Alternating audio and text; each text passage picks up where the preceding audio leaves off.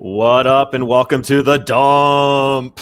We're trying some kind of new intro. I don't know if that's it, but we are here. Me, Aaron, and Tyler are here to data dump. What up, big dog? What up? Yeah, I like the intro. We'll play it out. We'll see how it goes. We'll see what my mama says when she listens and all that. So the data dump episode 2 last week. We talked about Carson Palmquist and Adele Amador. Today we are going to be talking about Tyler Freeman and Germán Márquez. Both kind of a surprise, good and bad. But the stats will tell us that. But before we get into all that, huge shout out to Andrew Global Nick. Nick, thank you for leaving us a comment on the Spotify. This just helps us figure out what we're doing, and it also just helps the algorithm, right? We do everything for the algo. But awesome insight on Amador. Tyler does a great job extrapolating what these advanced stats mean and why certain players are struggling. It would be nice if the Rockies developmental staff listened to this pod and to help relay to the coaches what game plans need to be highlighted. The talent gap is not as big as the record makes it seem. The org needs to be better about understanding their players' strengths and weaknesses when formulating hitting and pitching plans per player. Your response? I mean, I appreciate the pat on the back. It always, it's nice coming on here and then getting some praise about it. That's not what I do it for, what we do it for, but it's nice to get that reinforcement in terms of the actual substance there. I agree. I mean, I think the Rockies, they're probably a little bit more advanced than what we're doing right now, but this is their job, and there's a lot more available to them. So I think we're doing something cool here. We're giving you a deeper look into what's going on with these guys. I would certainly hope the front office is doing this times like 5, but who knows? Yeah, and you have to assume, right, that they're doing it times 5. But there are some times where it feels like the little things just weren't figured out. The little things weren't done in the game planning or set up. But you have to imagine they're figuring it out at like with the analytics and what works. And I think when we dive into Germán here in a little bit, it seems to be a solid game plan about pitch mix here, home, away, all that kind of stuff. Also, Germán just might be just being a pitcher and kind of figuring that all out there. So yes, the Rockies analytics or lack thereof is an easy target, but I think it's safe to assume that they still are diving into some of the deeper analytics more than what we are. But if they are listening and they do have comments, and go ahead and just share those in the reviews for us, Rockies Analytics Department. And then before we get into the Rockies stuff, what is your take on the Devers Red Sox fiasco? I keep listening, and Lewis mentioned that he's on the side of the Red Sox. I disagree with him, but I'm curious what your take is. What was his kind of general take on it? Like he hates what the Red Sox did, basically? Pretty much. I'll see if I can pull up the tweet to my personal account. And I think they rockied this a little bit, like with Nolan Arenado. It was like you created this bad relationship. The crazy thing is, though, this is a first-year front office for the Red Sox, so you thought that might have fixed things. I think there was a strained relationship. They went through contract negotiations, and even though Devers got a contract, I'm sure some things were said and some feelings were created that made a bad relationship. And those are things that we'll never fully know as fans, like what really happened there. But I think they kind of had to pull the trigger. It wasn't helping their culture, the vibes around the team. Like, he immediately goes to San Francisco and he's like, I'm happy to play first base. And he wouldn't do that in Boston. So I think they had to pull the trigger. They lacked some leverage, but it was weird that they didn't really shop him around. That sounds like the Braves. I don't know. I don't even want to bring, like, apparently maybe they talked to the Braves, but I don't know that was confirmed or not. So decent return, though, in my opinion. People were saying Bryce Eldridge, we could do a data dump on Giants prospects. I think James Tibbs, kind of a hot take. I'd rather put my eggs in the James Tibbs basket than Bryce Eldridge. I mean, if you put your eggs in the Bryce Eldridge basket, you might get a top 5, top 10 player in the league 5 years down the road, but you might also get a guy who doesn't really click at the big league level. So I think the Red Sox did all right in that. Not great, not good. They did all right in that trade. Yeah, and I think what they got in return is what you kind of expect for a $250 million player over the next 10 years. So it's kind of a salary dump, so to speak. Yeah. Lewis agreed with your kind of sentiment. New GM, new stuff. So Devers doesn't really fit the plan. Like, hey, we didn't really want 10 years of Devers, and this sounds terrible, so we're going to try to move him. But I do think the Red Sox, Rockies, the Red Sox did Devers dirty, saying, "Hey, put your glove away. You're going to DH. We got Bregman. Bregman's hurt. You want to play third base? Nah, we need somebody at first base because some of these young guys haven't done it." And like Devers is like, "You told me to put you're giving me 3 different messages. Like Alex Cora is telling me don't worry about it. Breslow's telling me I need you to step up and be a team player." And like making moves and whatever you need to do for the kids, so to speak. And Devers like, I'm the best player here. What do you need me to do? And like, tell me straight up, like what you need me to do. I just think the communication from Red Sox GM's front office was just a little off, where I think I side with Devers. Like, you told me not to worry about it. You told me just to hit. And that's what I came to do. And then now you're telling me to do all this and learn new things. Like, you're just telling me different things. So, yeah, of course I'm going to be happy about the Giants and working with them because they kind of want me here. Yeah, and I mean, it is crazy to be the Red Sox. Like, we love Nolan Arenado, and this will get me some flack on a Rockies podcast. Yep. Rafael Devers, I mean, he right now is a top 5 hitter in baseball. I would make the case for. Nolan Arenado was not a top. I mean, he was maybe a top 5, top 10 player, maybe, but I think Devers is a better overall player than Nolan was at the time of that trade. And so the Red Sox are dishing out a guy who is one of the biggest impact players in the league. It makes it a little bit different in terms of what they did. Like, they traded a top 5 hitter because they couldn't come to peace about things. So yeah, that's a little bit different. Yeah, definitely not apples to apples there. All right, let's get into Tyler Freeman. So we are here data dumping about Tyler Freeman.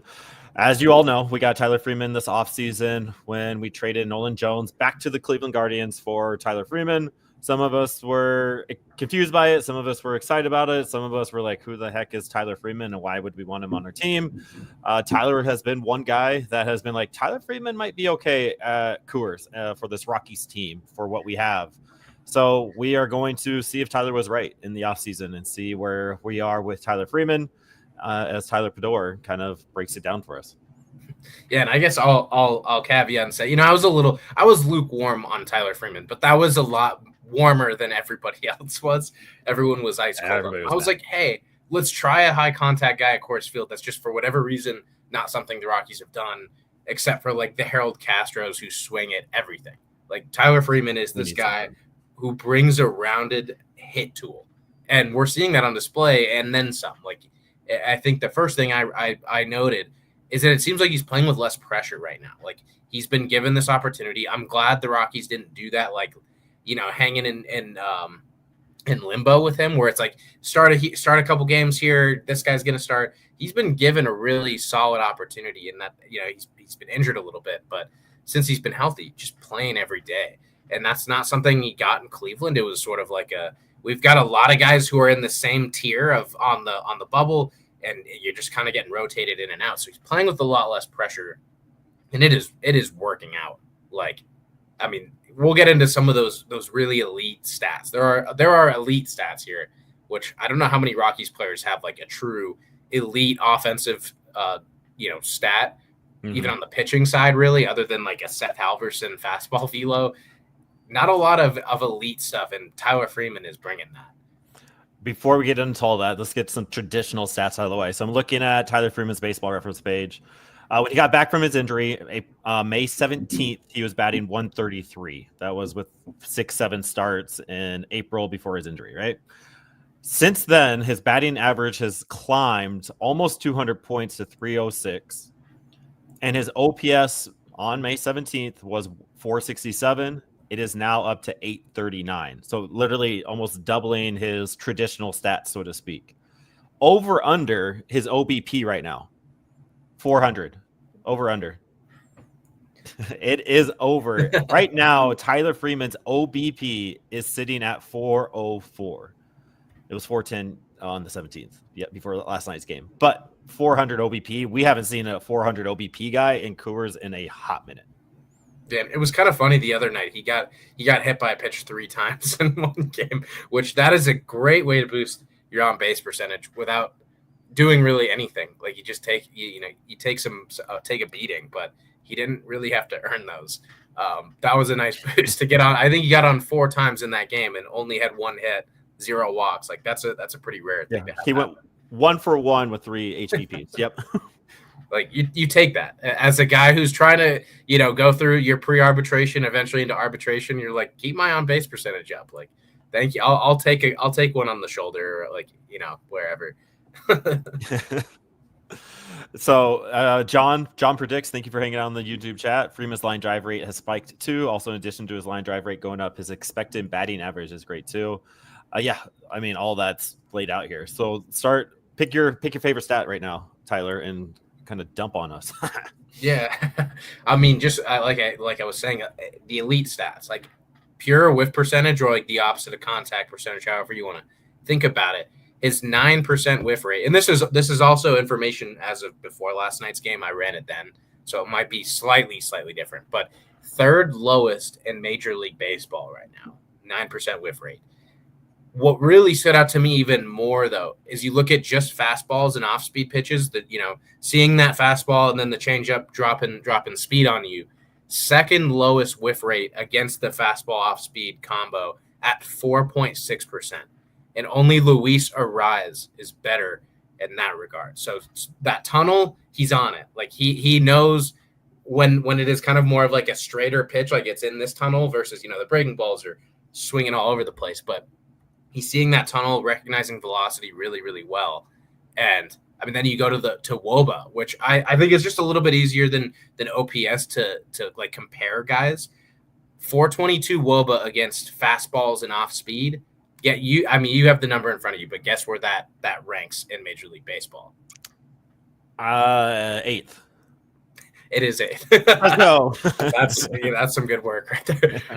And ahead of Juan Soto, Kyle Tucker, Bryce Harper, Shohei Ohtani, Jose Ramirez, so many other really, really good players. Like that's crazy stuff. And we're talking about a smaller sample. Like he's got to, keep this going for a long period of time. But we look at these types of stats, especially like the whiff percentage, so that we can better predict the future. Like you're not, you look at OPS and WOBA sure is the same. That's going to, fluctuate a ton. Whiff percentage is not going to fluctuate a ton. And I think someone like Tyler Freeman, you see just the at-bats he's putting out.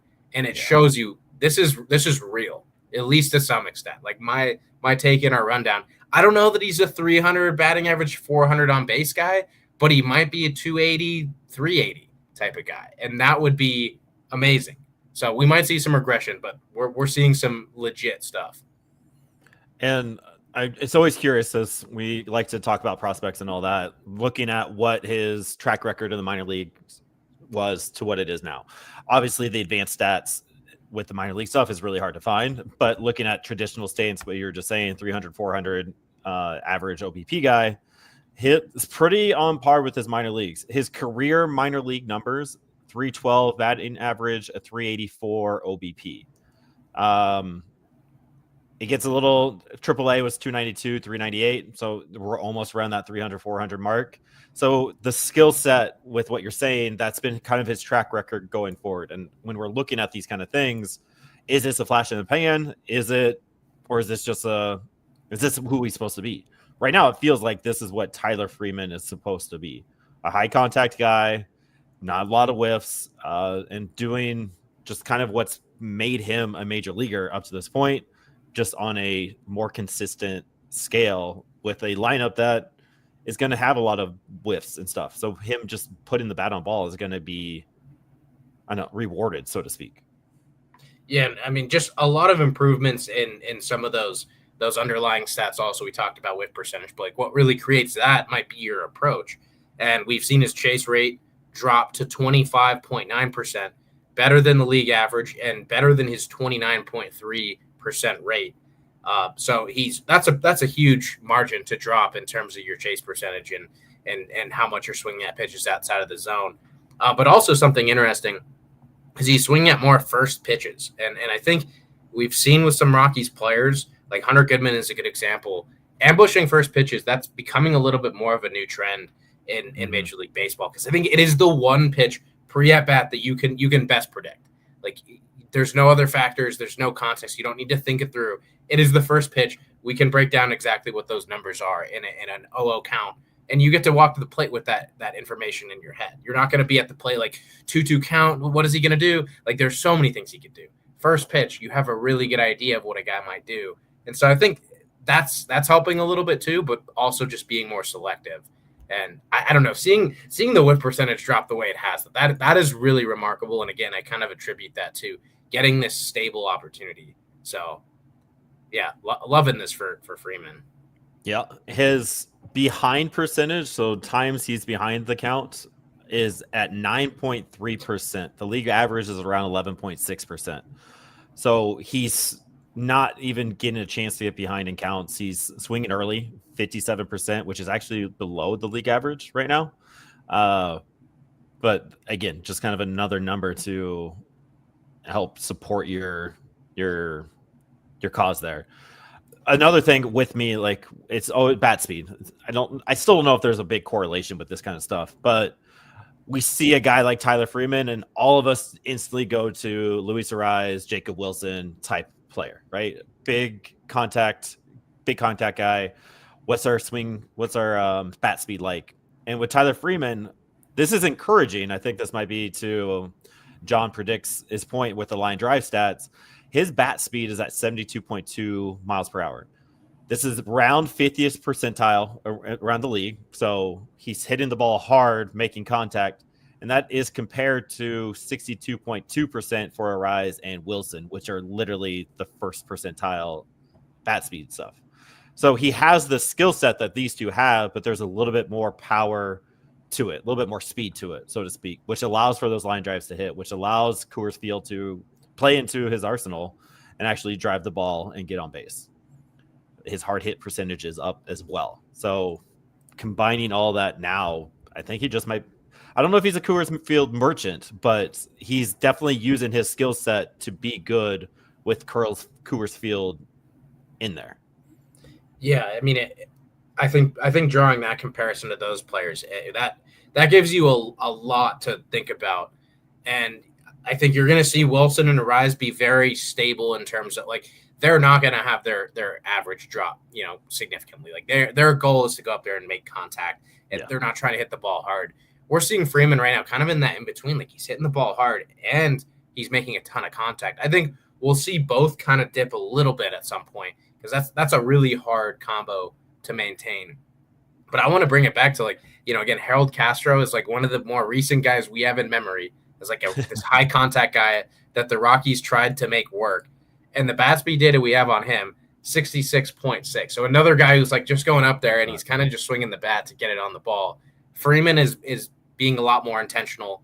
No, he's not Luis Ariz or Jacob Wilson, like always making a ton of contact. Like there's going to be some moments that he swings and misses a little bit more because he's swinging the bat, actually. But yeah, this is a unique player in terms of Rockies players in the 2010s, 2020s especially. Like we have not seen another guy like him in the last 5, maybe closer to 10 years. Like DJ LeMahieu's probably the most recent player of this mold. And I think Freeman's doing certain things a little bit better.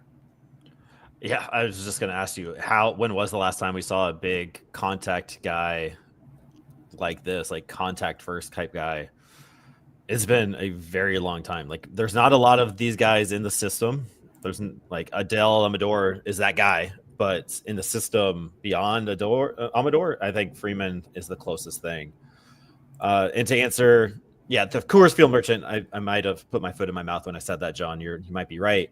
But looking at his traditional stats at home and away, he's actually better away. You are correct. He's hitting 270 batting average, 356 OBP at home in 16 games. And then on the road, 333 batting average with a 441 OBP. But he does have more extra base hits at home. He has 4 doubles compared to 2 doubles on the road with a home triple in there as well. So a little bit of both, right? You're getting the average, but the power is coming with at Coors. And I want to throw in one final fun trivia. Guess the lowest 2 strikeout percentages like Rockies history since 2010, and we're looking at players with 100 or more plate appearances. So very small sample, but yeah, I don't even know where to start with this. Jonathan Daza, maybe. No, he struck out. Not quite. I mean, actually, I guess not super close to that, but I'm not going to waste anybody's time. Yeah, no. Tyler Freeman, lowest right now at 7.7. Charlie Blackmon in 2011, which I think that was kind of when he was breaking into the league, like might have debuted in 2011. He was at 7.8. So Charlie Blackmon was Charlie Blackmon, but seeing the type of player who can be an above average pure hitter, that's cool though to see a guy lowest strikeout rate the team has seen since at least 2010. Could go back, but we'll leave it at that. And to summarize, what are you summarizing? What should we expect from Tyler Freeman for these last 3 months of the season? I mean, a lot of the same. At some point, teams are going to change a little bit the way they're pitching to him, and I kind of want to get into nothing bad. Like I have a column that's the bad. The one thing that we've seen is breaking balls. He's not great against. He's swinging a little bit more at the sweepers and the sliders, so I'm guessing a lot of that is anything away from a right-hander. He's kind of getting a little swing happy, and we're seeing a fair amount of ground balls. Like that's the nature of a contact hitter, though, is more ground balls. So we'll see how teams pitch to him. He hasn't gotten that many off-speed pitches. Like he's getting a healthy dose of fastballs and breaking balls, and so having some swing happy tendencies against the breaking balls has not hurt him yet. We'll see kind of how that goes going forward. But I think we'll still see at least an above average hitter going forward. And to add to the bad, I just saw this split, right-handers versus left-handers. He is hitting 207, 226, 276 against left-hand pitchers as a right-handed batter, which is interesting. So maybe the slider sweepers in on the hands might be getting him. I, again, don't know. But his versus right-hand pitchers, about twice as many at-bats, 357, 479, 518 slug there. So looking at what those splits might look into against specifically the sweeper slider might be interesting. You don't really see that. Hopefully that levels out a little too, because I thought you were going to say the opposite, that he was taking advantage of left-handed pitchers and getting a little bit beaten by righties. So we might see that shift a little bit, but that's an interesting thing to watch out for. I think one of the cool things we can try to do on this podcast is give you like those really specific things to watch. Watch Tyler Freeman versus breaking balls, especially the sweeper slider type pitches. Like, let's make some observations. Like, I don't have the answers on that. Like, let's that's going to be fun to watch. Yes, exactly. Yeah, and like you said, John, Freeman also has an OAA against average of -1 in right field so far. So he's not a liability in defense. He has a cannon. He's quick enough to get to balls, 75th percentile speed. So not mad that Tyler Freeman's here. Personally, I would love to see Jordan Beck, Brenton Doyle, Zach Veen, but that's a personal issue. Not a Rockies thing. The fact that the Rockies traded Nojo, who's not doing the greatest in Cleveland, I think we saw his ceiling in 2023, for a guy like Tyler Freeman to split up this lineup is actually a pretty low-key move, even though it felt like we wanted to get rid of Nolan Jones, kind of a Boston and Devers type situation, and this is what we got. But it does seem like it's a fit at this moment in time. Yeah, just different type of skill set. Hopefully this also is a sign of what's to come, that they'll get a couple more guys like this. Get those high contact players, not just free swingers that make a lot of contact, but sophisticated hitters who bring a little bit of everything on that front. Like maybe in the draft we see more guys like that. Maybe in another trade, another high contact, just quality overall hitter. So this could be just a new trend for the Rockies. Just watching it. All right, next guy, Germán Márquez. So Germán Márquez, we all love Germán. He's probably he's definitely a top 3 pitcher of Colorado Rockies history of all time, if not the top. So he's on a contract year. He's an unrestricted free agent at the end of this year. He's worth $20 million right now this season. Deadline's coming up. Rockies aren't going anywhere. Is there any value in Germán Márquez?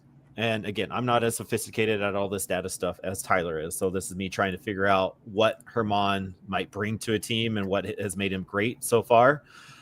This year, he has really relied on a fastball, curveball type arsenal. His curveball is absolutely insane. So this year, I just want to talk about this year's curveball in comparison to the league.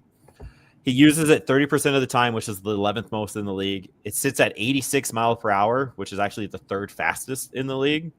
And he's getting 20% swinging strike on it, which is 12th best in the league on a curveball. A lot of that has to do with the IVB, which is vertical break. I don't know what the I stands for.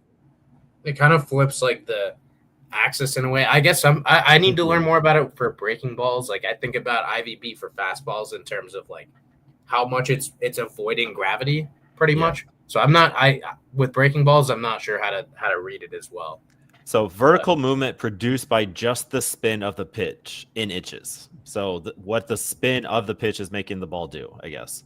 Negative 3.3 inches, which is fourth best on a curveball in the league. So his curveball is an elite pitch amongst the entire league, right? Yeah.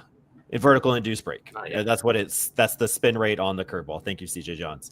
So this curveball, he's found it, which is not something he's had in the past. Like if you go back to his 2021 year, his curveball was used 20% of the time, where this year it's being used 30% of the time. Like he was a curveball slider guy back then. His fastball, everything feeds off his fastball. If the fastball is hitting, it's good. If he's throwing it for strikes, we have a solid Germán Márquez. What's kind of lacking right now is the slider sinker. The sinker is roughly 51st best in the league with the IVB of the 10. Sits about 95, but it's not getting a lot of swing and miss or bad contact on the sinker, which makes it a little bit tough at home. You're not seeing the fastball sinker combination at home. So he's allowing more fly balls this year. This is another thing I noticed, but not as many homers as he did in 2021. But he's just still not getting the swing and miss off his stuff that he did back in his All-Star campaign in 2021.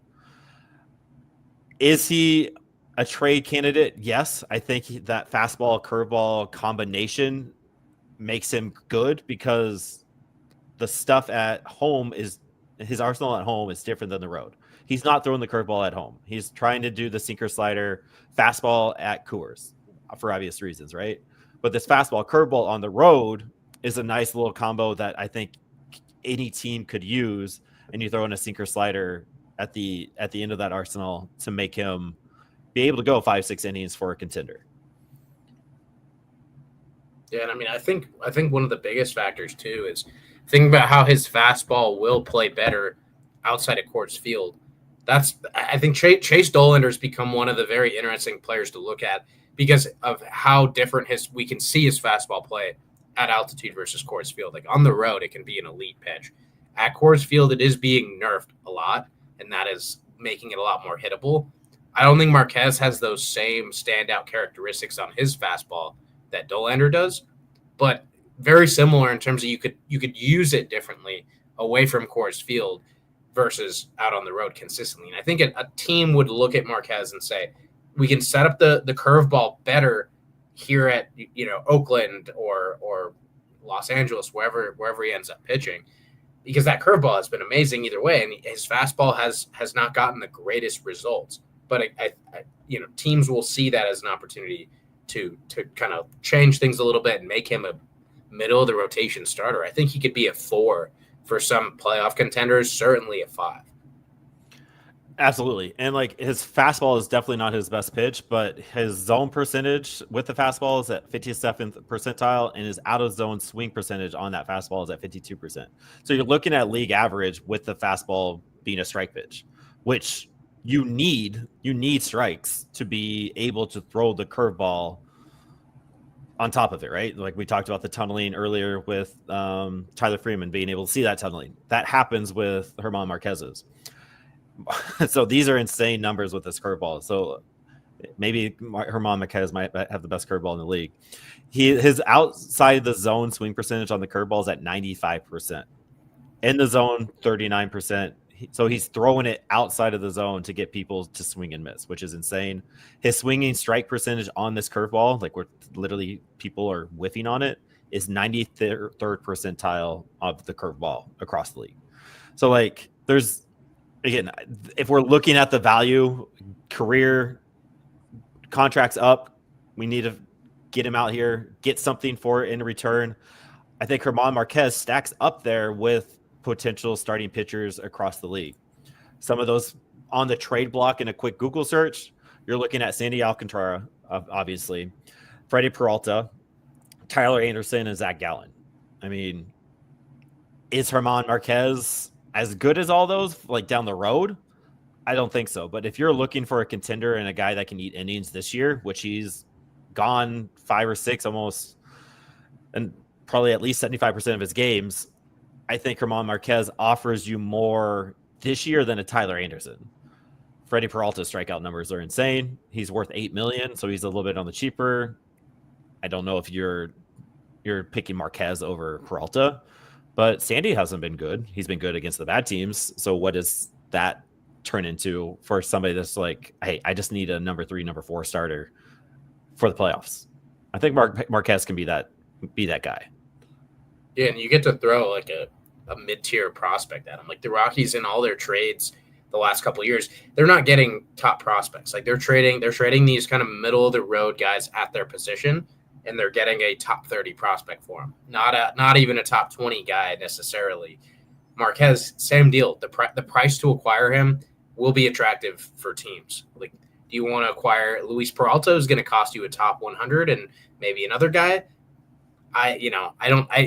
Someone will want to get Luis Peralta because he's really good, but someone might say, hey, Germán Márquez has some really good qualities too, and we get to give up a guy who's not even in like baseball's top 400 prospects or top 300 certainly.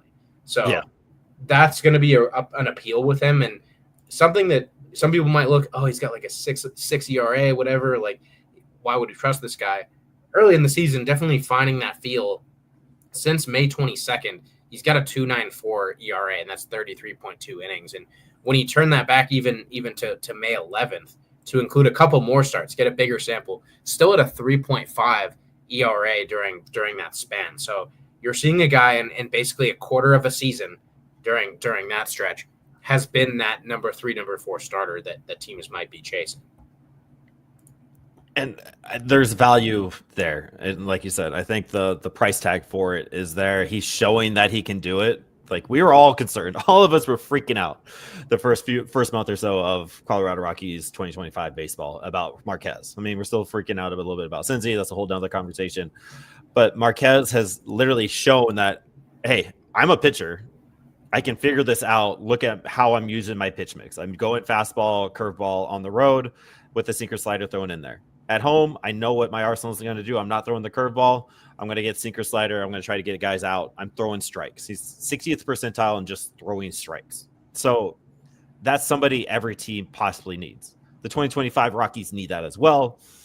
They don't need it as bad as a Philadelphia Phillies, the New York Mets. Go look at the New York Yankees right now as well.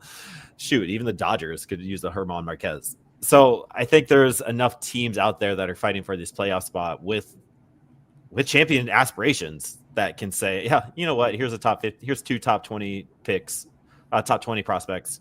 Go for it. In the chat, thank you for hanging out with us, Files. Wild the Innocent.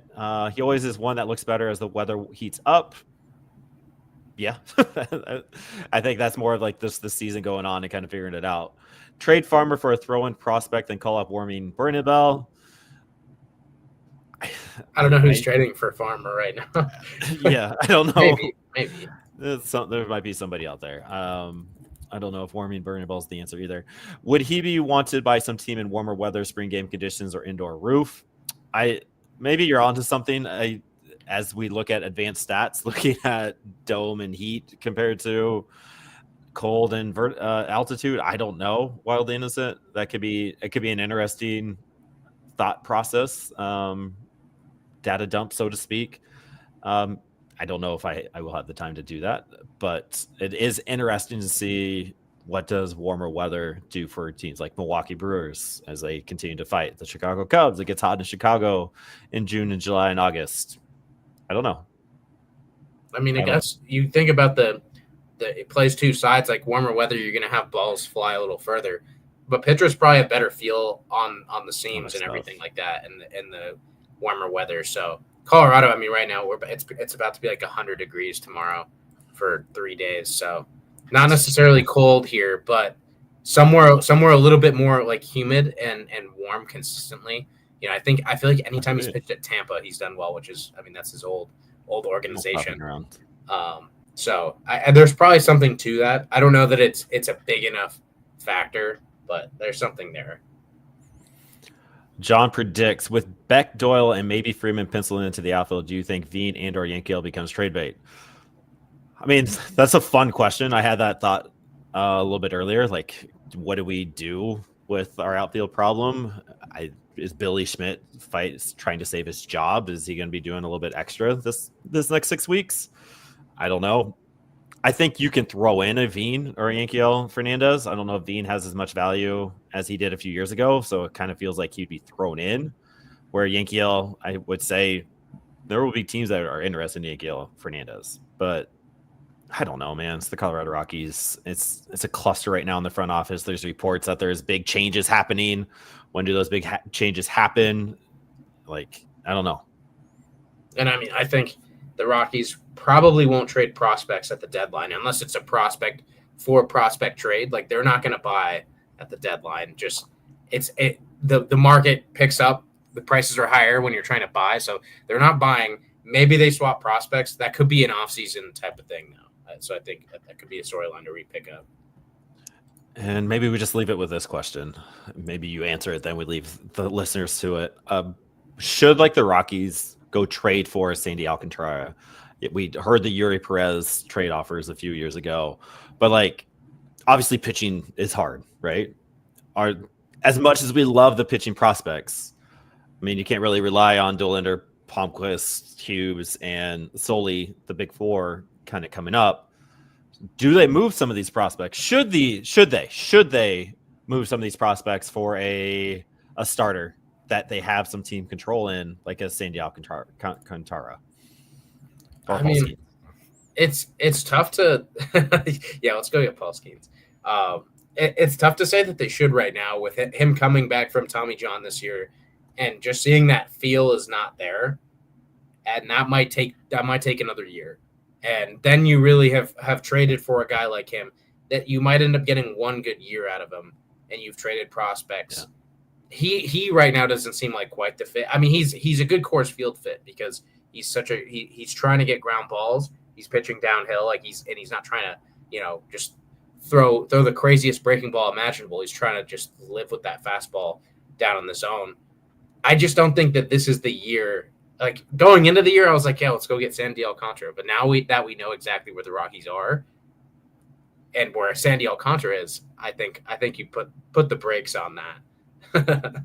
I wonder if there is a young pitcher out there that has team control that the Rockies could possibly go see. I don't know who those guys are. Fantasy baseball related, like Ben Brown, he's pretty decent. He has his hits or misses in the Chicago. Will Warren with the Yankees, like. Here, Yankees, here's Germán Márquez. Give us Will Warren and Spencer Jones in return. That'd be dope. But flipping Marquez for like a major league pitcher that has some like an Austin Gomber type a few years ago. Like he's the win of the Nato trade. But like, how can we add that guy in there? Because I mean, you have Freeland and Dollander next year. That's pretty much all you can really pin in. I don't know. Rockies. I don't know. The Rockies might do different things. I think they need to look at a little bit into that, right? Mickey Monier, go ahead.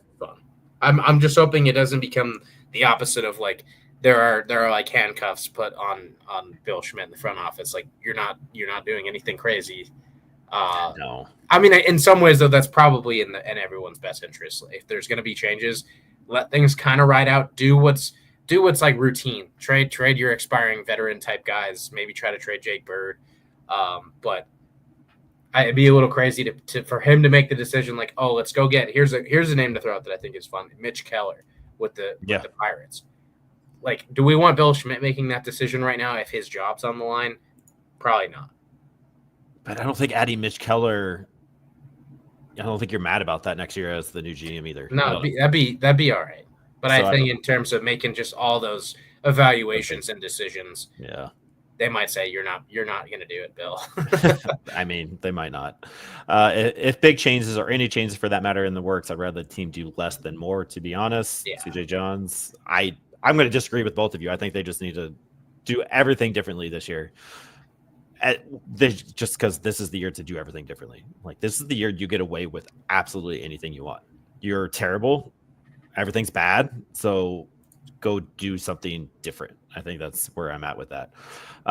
Mickey Moniak, and then we'll end it here. Thank you all for hanging out. John predicts CJ Johns, Wild to Innocent, hanging out in the YouTube chat. Is Mickey Moniak here for the extra year on his contract? He's still under arbitration eligible. He's arbitration 2 and 3 over the next few years. So depending on if the Rockies think he's worth that value that he probably has. Right now he's on a 1.25 contract. I'm sure what he's doing now might be a little bit worth more than that in arbitration. So we'll see what they decide on that. But you have Yankel Fernandez, Zach Veen, blah, blah, blah. Same issue we had at the beginning of this year. Cole Carrick's coming up. Charlie Condon is raking. I don't know. There's too many names, too many things going down there. John, thank you. Appreciate that. Good show. Thanks for answering my questions. We are trying to figure it out. It'll be probably a few more weeks before we're back. I'm gone for the next 2 weeks. Draft coverage is coming up.